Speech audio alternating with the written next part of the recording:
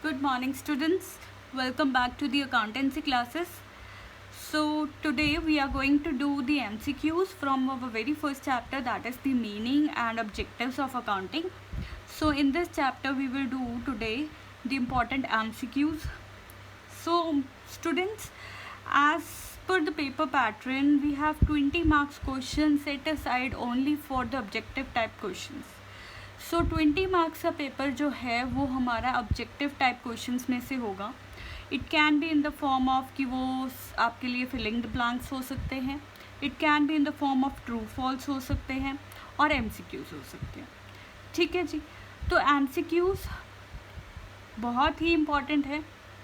We have to cover each and every MCQ from your book material.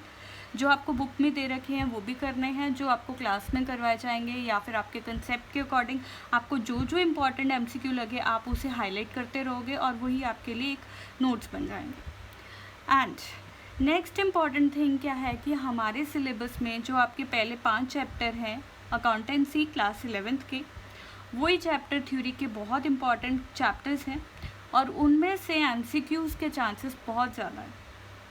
MCQs objective type questions.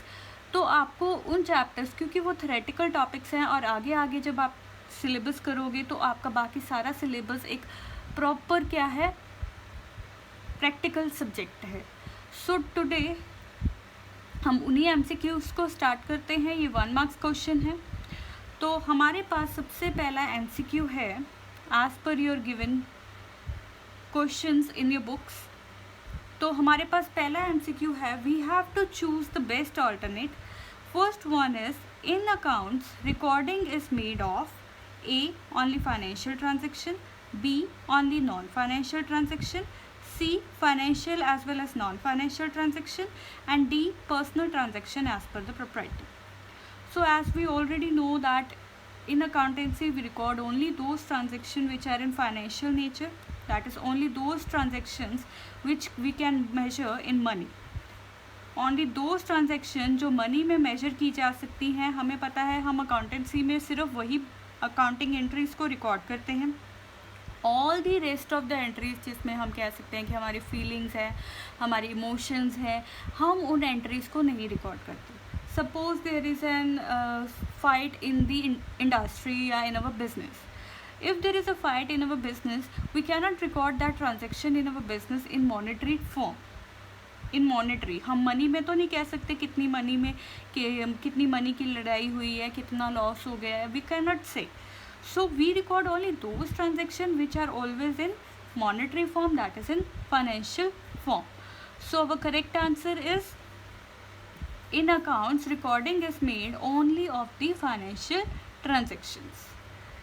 So next question हमारे पास है. Second question we are having, Ghanshyam is a furniture dealer. Which one of the following will be recorded in his books?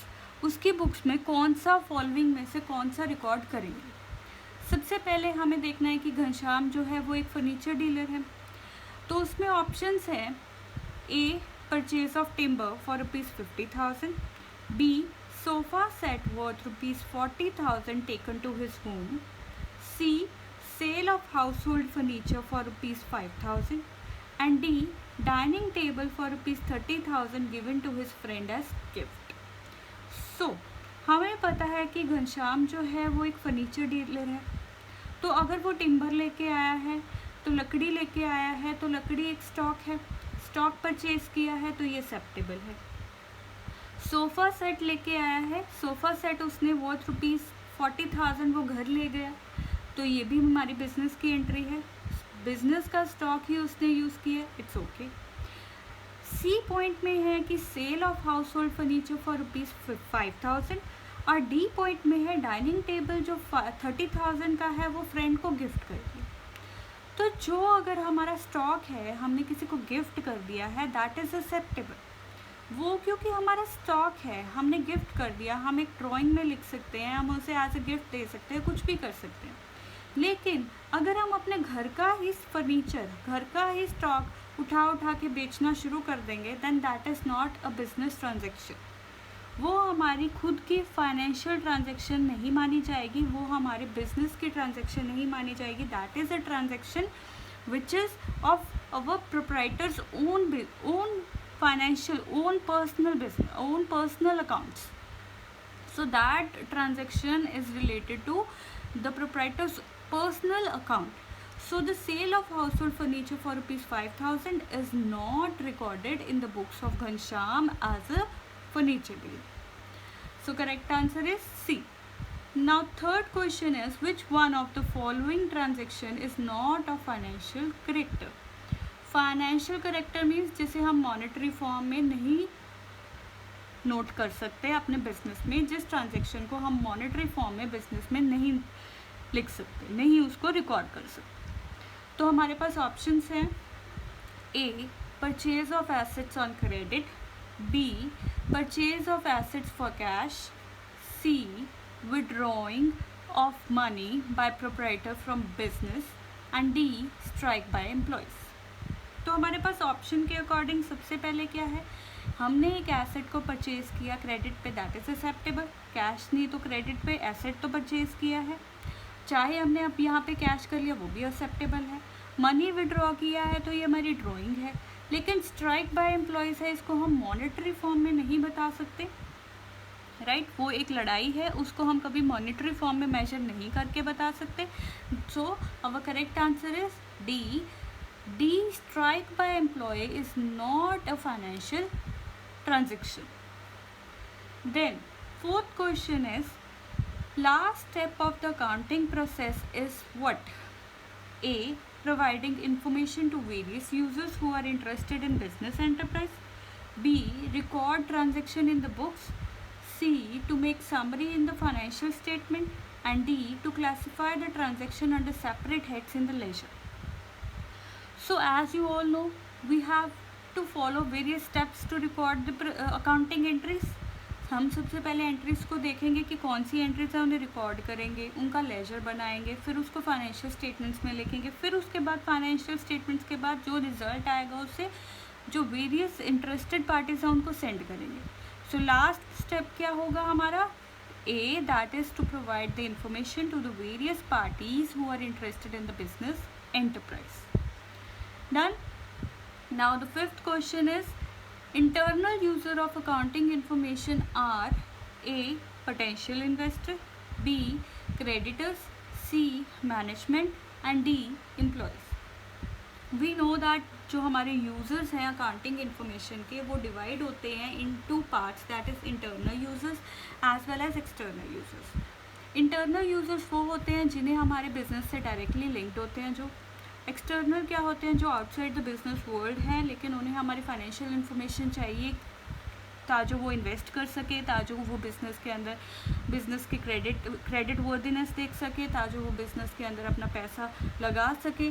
तो इस points में ए और B तो हमारे creditors और इन्वेस्टर तो सीधा पता लग रहा है कि ये हमारे एक्सटर्नल इन्वेस्टर्स हैं. लेकिन जो पॉइंट डी है और सी है, मैनेजमेंट और एम्प्लॉयज़, इन दोनों में कन्फ्यूजन होती है. एम्प्लॉयज़ हमेशा एक फॉर्म का एक्सटर्नल यूज़र माना जाता है, because people are coming to a business enterprise to earn profits, to earn salary, to get salary. तो वो अपनी सैलरी बेसिस पे वो अपना काम करते हैं, अपनी स्किल के बेसिस पे, उसके बदले में उन्हें पैसा मिलता है. They are the outside person for the business. So हमारे बिजनेस के लिए इंटरनल कौन रह गया अकेला? Management. The correct answer is management. Then sixth point is, external users of accounting information are A, researcher. B, government. C, potential investor. D, all of the above. तो हमें देखना है एक्सटर्नल यूजर्स में कौन कौन से लोग. Researchers, yes, they are always in the search of knowing the profits of the business. Yes, उन्हें अपने रिकॉर्ड्स बनाने होते हैं. बी को भी इंफॉर्मेशन चाहिए टैक्स कैलकुलेशन के लिए. पोटेंशियल इन्वेस्टर को भी इंफॉर्मेशन चाहिए क्योंकि उसने देखना है कि अगर मुझे इन्वेस्ट करना है बिज़नेस की कैसी परफॉर्मेंस है, क्या वो इन्वेस्ट कर सके, क्या नहीं करे. तो उसके लिए एक्सटर्नल यूज़र्स में कौन कौन से लोग, सभी आ रहे हैं. तो हमारा करेक्ट ऑप्शन क्या है? टी. नेक्स्ट क्वेश्चन हमारे पास है internal user of accounting information are not A lender, B officers, C employees and D public. External user में कौन कौन से लोग नहीं हैं? लेंडर तो है क्योंकि इसने पैसा देना है, एम्प्लॉयज अभी किया है, पब्लिक तो हमेशा ही सभी इंक्लूड हो गए, तो रह गया ऑफिसर्स। ऑफिसर्स का यहाँ पे लिखा नहीं, कौन से ऑफिसर्स, क्यों चाहिए इन्फॉर्मेशन, कुछ नहीं पता, तो यहाँ पे B option is our option of external users of accounting information who are not the external user of accounting information. Then question number 8 is which one of the following is not a limitation of accounting? Accounting की इनमें से कौन सी limitation नहीं है? सबसे पहले A basis of accounting convention, evidence in legal matters, C incomplete information and D omission of qualitative information. तो हमें पता है कि हमारी अकाउंट्स में क्वालिटेटिव इंफॉर्मेशन नहीं नोट की जाती, जैसे इमोशंस हो गए, we can't write emotions in our business, right, sorry emotions, right, हम अपनी फीलिंग्स को एक्सप्रेस नहीं कर सकते।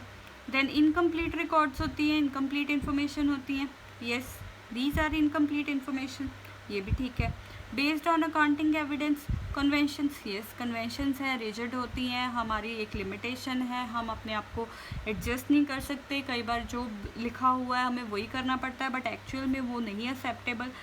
सो ये सभी लिमिटेशंस हैं, लेकिन क्वेश्चन में पूछा है कि क्या लिमिटेशन नहीं है, तो evidence in legal matter is not a limitation, क्योंकि ये तो हमारा एक बेनिफिट है, क्योंकि इसी के बेसिस पे हम कहीं पे भी एविडेंस के तौर पे अपने बिजनेस के रिकॉर्ड्स को शो कर सकते हैं।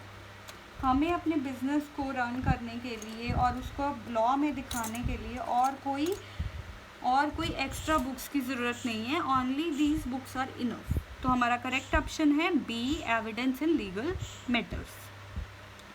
देन 9th क्वेश्चन हमारे पास है which one of the following is not an objective of accounting? A. To provide information about the asset, liabilities and capital of the enterprise. B. To provide information about the private assets and liabilities of the proprietor.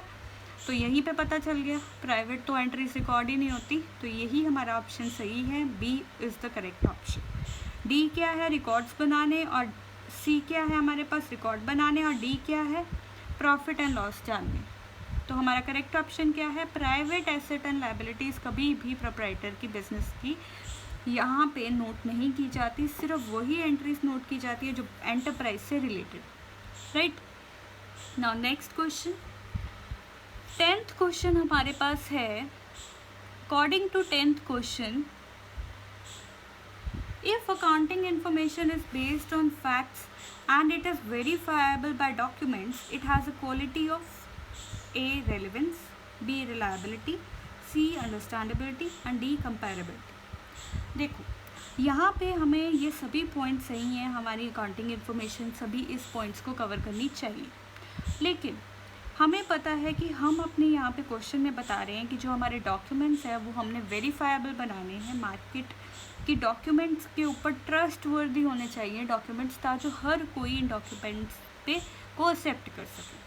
तो document जो verifiable और trust वर्दी कैसे बनेंगे? अगर वो reliable होंगे, उनके ऊपर हम यकीन कर सकते हैं, तो correct option is reliability. Now next question is which one of the following transaction of a business character is of a business financial character and will be recorded in the business? तो इनमें से कौन सी transaction है जो financial character की है और will be recorded in the business? तो we are given some options. Options are goods taken from the business by the proprietor for his personal use, interviewing the candidate for employment, C. sale of household furniture for ₹5,000 and D. received an order for sale of goods। हाँ जी, यहाँ पे हमें दे रखी है 4 option, इसमें से हमें बताना है कि कौन सी ट्रांजेक्शन जो है बिजनेस में रिकॉर्ड होगी। तो हमारे पास क्वेश्चन के according goods taken from the business by the proprietor for her personal use, personal use है, विड्रॉइंग है मतलब ड्राइंग है, ड्राइंग तो रिकॉर्ड करते हैं। चलो जी ये हो जाएगी, लेकिन आगे पॉइंट्स देखते हैं। B, interviewing the candidate, candidate को इंटरव्यू किया लेकिन मॉनेटरी फॉर्म में हम इसको रिकॉर्ड नहीं कर सकते, we don't know the monetary form of this question, तो ये तो सीधा cross. Sale of household furniture, घर का फर्नीचर सेल किया है, तो ये भी हमारे बिजनेस की एंट्री नहीं है। Then D, received an order for the sale of goods, order receive किया है लेकिन अभी तक उसकी अमाउंट नहीं पता, वी ओनली नो दैट हमें ऑर्डर रिसीव हुआ है, राइट। तो अमाउंट मॉनेटरी फॉर्म नहीं है, फाइनेंशियल ट्रांजेक्शन नहीं है, तो हमारा correct option is a, that is goods taken by the business, goods taken from the business by the proprietor for her personal use, that is the drawings, right. Now question number 12 says bookkeeping is mainly concerned with, bookkeeping किससे concerned है? A, recording of financial data, B, designing the system of summarizing the recording data, C, interpreting the data for internal and external user, and D, preparation of financial statement of business enterprise. So हमें पता है कि book keeping होती है, accounting होती है, accountancy होती है। बुक्स बनाते हैं, एंट्री देखते हैं, एंट्री को रिकॉर्ड करते हैं, जर्नल बनाते हैं, वॉचर बनता है सबसे पहले, जर्नल बनता है, फिर लेजर बनता है। लेजर से हमारा ट्रायल बैलेंस बनता है, प्रॉफिट एंड लॉस अकाउंट बनता है, फाइनेंशियल स्टेटमेंट्स बनती हैं और उससे हमारे रिजल्ट निकल के वो लास्ट में यूज़र्स तक पहुंचते हैं। तो सबसे पहले क्या होता है? रिकॉर्डिंग। रिकॉर्डिंग किसका पार्ट होता है? Book keeping. So the correct option is a, recording of financial data. Done. Now 13th question is which of the following is not a subfield of accounting। तो आप यहाँ पे देख रहे हो कि ये एक इम्पॉर्टेंट क्वेश्चन है, ऑलरेडी ये कहीं बार आ चुका है एग्जाम्स पे। अगर CA लेवल का ये क्वेश्चन है, it is important because it is a confusing question. हम कहते हैं कि financial accounting, B book keeping, C management accounting and D cost accounting में से हमें समझ नहीं आता कौन सा अकाउंटिंग का सब फील्ड नहीं है। तो सब फील्ड जो होता है वो अकाउंटिंग के पार्ट्स है, लेकिन bookkeeping is different one. Bookkeeping is the first step and the other one are the other step, second step. तो हमारा आंसर जो है वो है B bookkeeping. Done. Now question number 14, which one of the following is the most relevant accounting information for taxation authorities। Taxation authorities के लिए accounts में से कौन सी इंफॉर्मेशन सबसे ज़्यादा रेलिवेंट है? A, cash balance of the firm, B, book value of the fixed asset, C, credit sales of the year and D, profit generated during the year.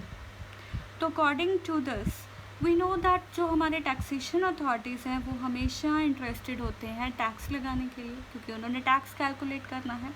Tax किस पे कैलकुलेट होगा? Profits के ऊपर। सो the correct option is D, profit generated during the year.